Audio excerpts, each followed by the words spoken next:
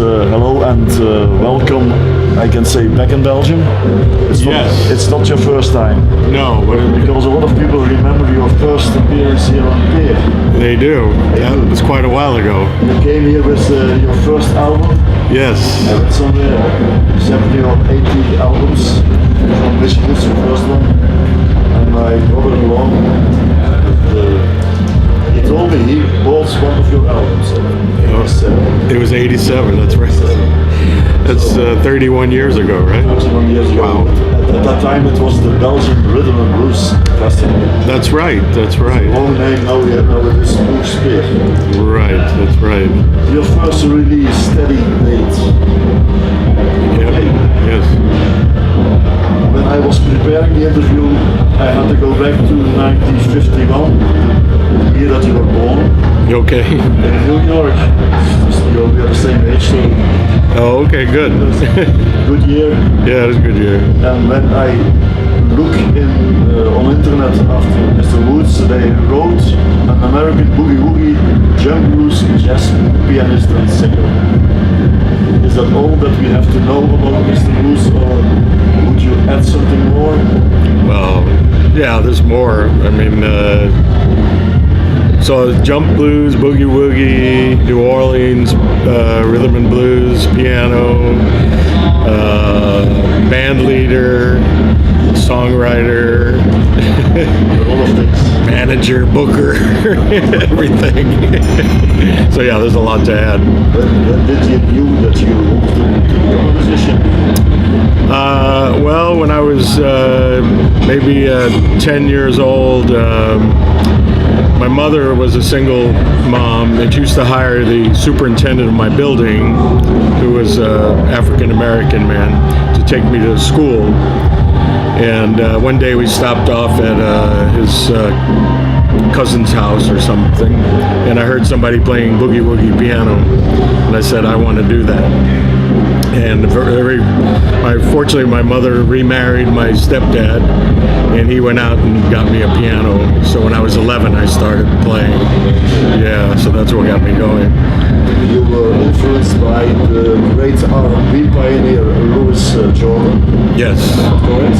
that's correct. He was your example. He's one of my big influences because he's entertaining. He writes humorous songs. He wrote humorous songs, and the band really swings. You know, that era. I just love that late '40s, early '50s era of music, and it was changing from big band into swing, and then rhythm and blues. So I love. It was very inspiring. Can I say that in San Francisco that you started your career with your first band? That's correct. Who is the Red Hot Mama band? Well, it was called Mitch Woods and his Red Hot Mama. That's a compliment. She was my girlfriend who sang. Gracie Glassman, yes. And she would do Bessie Smith and Billie Holiday, and I would just play piano. I wasn't singing yet. But when I go back to your first album, you did it with the Rockets 88s. Rocket 88s. So you're still playing with the Rocket 88s. Yes, that was the first version of it, 1984 or whatever it was. You said correctly, it's the first version of it. Right? Yeah. But you're still playing that. I think that's the band of Mr. Mitch Woods. Yes. Oh yeah. You are influenced, like we said, but also I think New Orleans. There's a lot of New Orleans in your way of playing your music. Absolutely, yes. It's my second home is New Orleans. And you're living there the last 25 years, I think? No, I've been living in and out of there over the last, I'd have be there for periods of a time, and I had a few girlfriends there. I stayed with them, and then we rented a place for a while. But I always keep coming back to New Orleans, and it's a big inspiration for me, all the music. And it's a piano town. They love piano, so it just naturally fit for me as well. Then I go to 2006. Yeah. You released your album Big Easy Boogie. Yeah. This is one of the best projects I've ever done. I was able to put together the original Fats Domino band. The people of the members of the Fats Domino band are playing with you. Yes. Also the producer of Fats. Yeah, Dave Bartholomew, and he helped produce this Big Easy Boogie album and played trumpet on it on one of the songs. It was just amazing, and it's not only a CD but a DVD as well, because I knew it was going to be historic. So we filmed it, and then we filmed interviews with a lot of the musicians, and even Cosimo Matassa, who used to run the studio in New Orleans. That's a lot. The next step is your last album. Also with friends. Yes, there's a lot in between there though too, you know. Yeah. We don't have time for all that, right? It's okay. Because somewhere I compare them, because there are a lot of special guests, in the lineup, but this one is also everybody who's here in Peer this year is playing on the album. I know, it was really interesting, especially, were you here yesterday? I don't know if you were. Yeah. So Morrison? Yes, Van Morrison, and he had me play with him. I sat in with Van last night, and then I sat in with Kenny Neal as well later in the night. He's also on my CD. Can you tell us, Mitch, how special is Van, because he's not the man who is always a bit on his solo, but is he that special?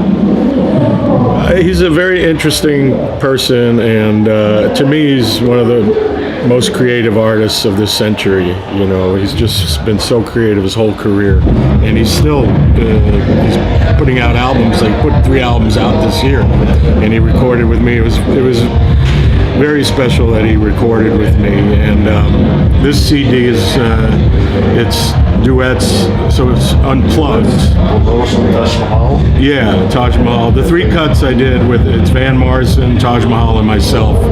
Just the 3 of us, no band. And then the rest of the cuts, the same thing. It's just me with each individual artist.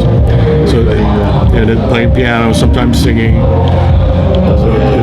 One folky lady, Mrs. Rudy Foster. Special one. She is wonderful also. We became friends. It's called Friends Along the Way because each of these artists are my friend, and I'm friends with them, and they agreed to do the album with me. The song Take This Hammer. Yeah. That's not a song that's telling us something about the blues. Well, it's a Leadbelly song. Yeah, and it was a big surprise actually. A little background on it. When Van came in the studio, we were just going to record one song, the Midnight Hour Blues, but he got really inspired and he started singing "Take This Hammer," and I had not played it before, but we just started. And then I said, "Are we recording?" And they said, "No." And I said, "Oh man, it was such a special song." So he said, "Let's do it again." But yeah, it's about a hard-working African-American man who says, "I quit," you know. But there's also one song, and you must tell us the secret. The song with Johnny Hooker. He died when I was correct, 2001. Yep. Did you have recorded that before? We brought him back from the grave. No. This is an album from 2017, and Johnny is 2001. He died. Right. Well, I have a previous album called Keeper of the Flame that came out in '96, and the company went out of business, so you don't see it around very much. And I recorded with the Great American Blues Masters, I call it. It was John Lee Hooker, and James Cotton, who's also on this, but also Earl King and Lee Allen and Johnny Johnson are on that. So I wanted to include them in this project to keep their legacy alive. Yeah. Clever idea. Yeah, because that other album, not many people know about it, and it was very special to me to record. And I was pretty young with John Lee Hooker. It was a very big honor for me. Yeah. And then he had me on one of his albums. He had me play piano. Can you tell us about your plans in the near future? Things that you are going to do? Yep. Well, in the very near future, I'm still touring Europe this summer, and I'll be going to Porretta Soul Festival in Italy right after here for 2 weeks. And then another one in Italy, the Summer Jamboree, which is more of a 50s kind of rockabilly festival. I'm coming back again in September to Madrid and hopefully do a tour, at least in Spain and maybe more in Europe. As far as recording, I may do volume 2 of Friends Along the Way. I still have stuff in the can that we didn't use. New names. And some more new names, you know. Great. So, and I have another, we played the New Orleans Jazz and Heritage Festival this year, and we recorded it. And it was, we did a bit of a tribute to Fats Domino, which I'm going to do some here today. And so I might release that as an album as well. Yeah. Last question, Mr. Dishwoods. Question I ask every musician. What did you learn about yourself by being a musician?